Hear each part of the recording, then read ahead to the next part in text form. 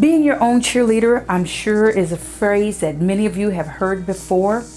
Let's talk about how to actually put that in action when you're in the process of rebuilding your life. But I find especially important when you're in a position where you're the one that has to get your life back together and rebuild after you have had losses in your life that have cost you mentally, emotionally, and financially.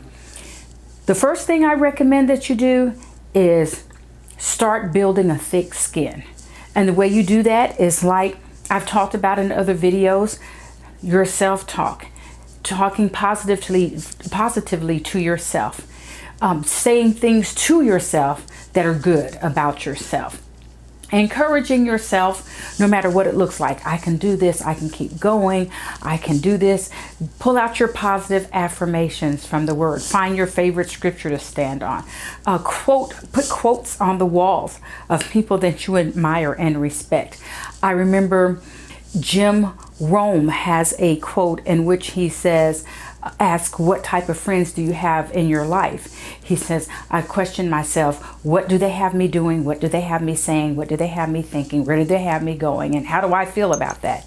Sometimes you've got to do a self-evaluation so that you can get your positive thoughts about yourself right, because you're reinforcing your brain. You know, thoughts actually changes the chemistry in your brain. They have done PET scans that are special scans that show that when you have certain negative thoughts, there's actually little dark strands that show up in certain parts of your brain. I always say they look like dead tree stumps that show up in your brain, where there's actually a diminishing of the brain's capacity to have live living tissue around those negative thoughts. When you replace those negative thoughts with positive thoughts, then the scans have shown that that tissue revives, that part of the brain revives, and it takes a little while, but all of that dead, dark little tree looking structures in your brain start to go away.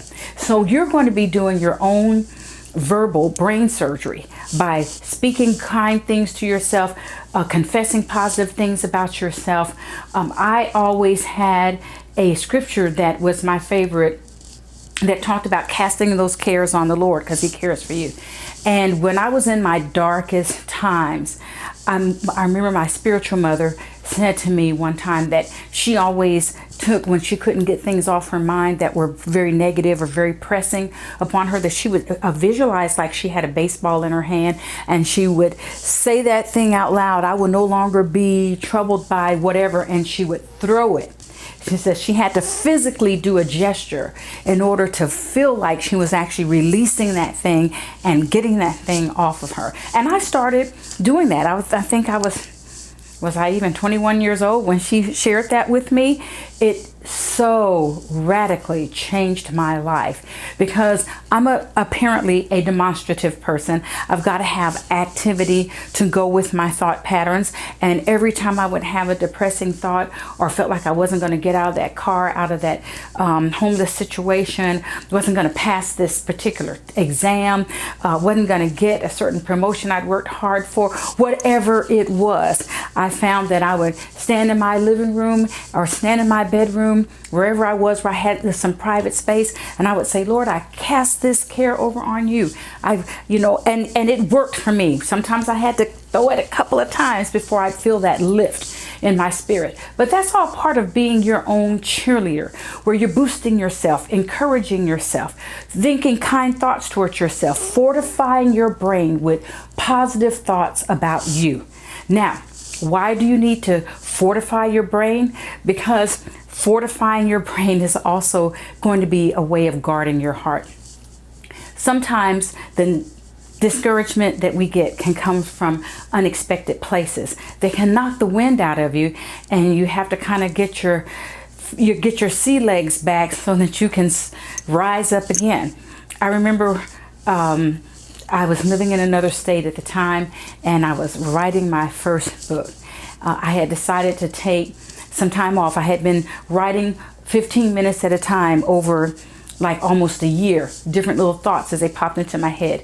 And then I took like 2 weeks off work to organize them into chapters, and I got a friend to come over to do the proofreading and just really helped me put that thing together. Somehow it got back to my pastor's wife that I was working on this book and that I was going to be releasing my first book. And she called me and said to me over the phone, "I don't know why you're working on a book, why you think you can write a book." And I said, "Well, I've actually finished it, and it's going to print." This was, a while ago.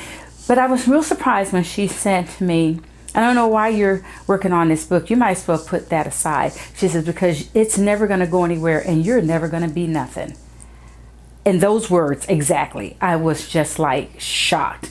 It stopped me dead in my tracks. I did not expect to get anything that negative and that corrosive from this person that I obviously respected and looked up to and had a good working relationship with at my church. It only took me a couple of weeks to get myself together and find another church to go to. I did not think that I had to prepare myself against negativity coming from where it came from. But I want you to be prepared for the fact that negative thoughts and put downs and things can come from some unexpected places. If you have not guarded your heart and haven't fortified your thought life and haven't increased the value that you place on yourself and haven't prepared yourself for the possibility of a gut punch like that to come, it can really throw you off your game and set you back for a while, take you a little while to get back on your feet. The next thing I want you to do is try to put your body where your destiny is. Wherever it is that you think that you're going, I remember I ran into a young lady. She had been in the military, but was not in the military now. Had come out of an abusive relationship, had a job at a fast food restaurant, was getting promoted really fast at the fast food restaurant, but she was on her feet all the time, had all these crazy, unpredictable hours. She was exhausted. She said that she knew there were other things she wanted to do in her life, but she was just too tired to even think about going to school or doing anything else. She was just praying that they wouldn't cut her hours every week at this fast food restaurant. We got to talking and I found out what she was interested in. She wanted to go in the medical field. And at that time, she really wanted to be an EKG technician.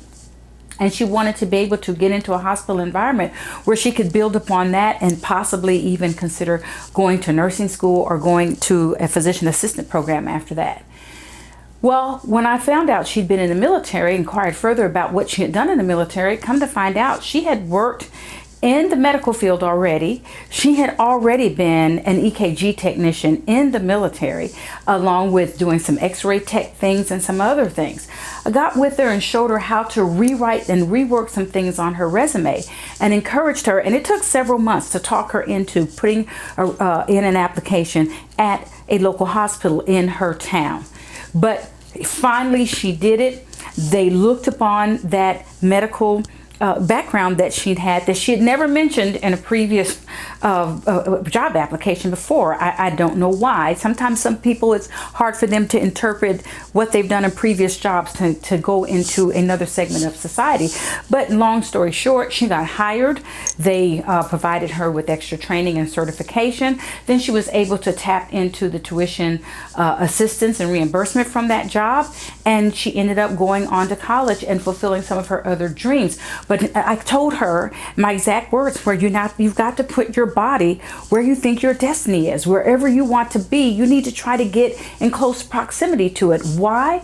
Because being in close proximity to what you want to do and what you think will help pull you to the next level in life when you're doing that rebuild will keep you encouraged and keep you moving forward. I mean, I don't know how many years it would have been before she finally would have went back to school or got enough money to go to college and whatnot to pursue the medical track that she really wanted to do for a career, as opposed to working in that fast food restaurant where she was getting promoted pretty quickly, but it wasn't what she wanted to do.